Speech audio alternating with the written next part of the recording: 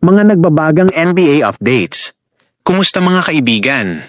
Narito na naman tayo para sa pinakamaiinit na balita sa NBA at ang video balita ngayon ay talagang magiging epic.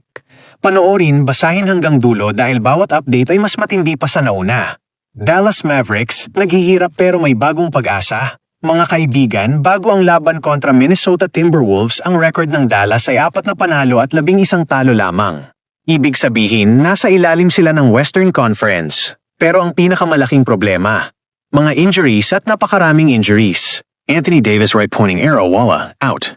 Derek Lively right-pointing arrow, wala, out.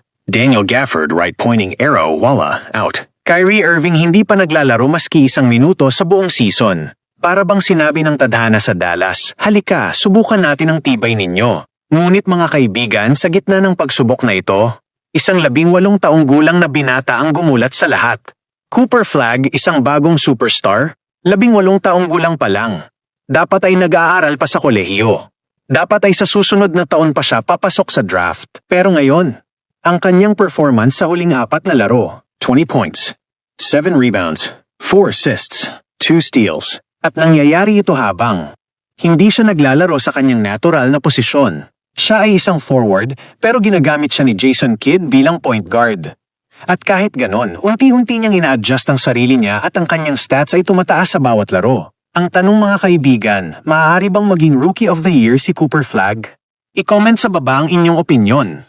Milwaukee Bucks, Malaking Degak. Na-injure si Giannis, masamang balita para sa Bucks. Si Giannis Antetokounmpo ay nagtamo ng groin injury sa laban nila ngayong araw kontra Cleveland Cavaliers at hindi na siya nakabalik sa laro. At alam naman ninyo, ang Bucks ay umiikot kay Giannis. Kung wala siya, nagbabago ang balanse ng buong koponan. At iyon nga ang nangyari, tinalo ng Cavs ang Bucks 118 hanggang 106. Donovan Mitchell, 37 points. Sam Merrill, 20 points. Evan Mobley, 14 points, 6 rebounds, 6 assists. Ang record ng Cavaliers ay mabilis na umaangat. Ngunit kung matatagalan ang pagkawala ni Giannis, maaaring lumala ng husto ang sitwasyon para sa Bucks. Detroit Pistons, nakakagulat na pagkagising. Mga kaibigan, ito ay talagang nakakagulat. Shocking. Wala pa rin si Cade Cunningham sa koponan pero nagiinit ang Pistons. Tinalo nila ang Indiana Pacers 127 hanggang 112. Jalen Duren, 31 points, 15 rebounds, 12/13 field goals. Parang prime Dwight Howard vibes. Dennis Jenkins, 26 points, 8 assists. Javonte Green, 20 points. At ang kabuuang record ng Pistons, 12 panalo at 2 talo lang. Walang sino man ang makakapaniwala dito. Indiana Pacers, tapos na ang season. Wala si Tyrese Haliburton katumbas.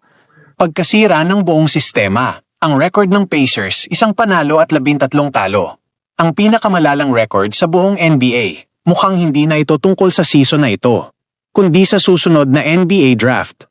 Ang aking huling pagsusuri, extra spicy analysis. Ang 3 bagay na ito ay maaaring magpabago sa buong NBA sa mga darating na linggo. 1. Ang pagsikat ni Cooper Flagg, generational rise. Ang batang ito ay mukhang isang superstar ng hinaharap. 2. Ang injury ni Giannis, kung mananatili siyang wala, ang istruktura ng Bucks ay magkakawatak-watak. 3. Ang pag-usbong ng Pistons, ito ba ay isang katotohanan o simula pa lang ng pag-iinit? Nag-aapoy ngayon ang NBA mga kaibigan.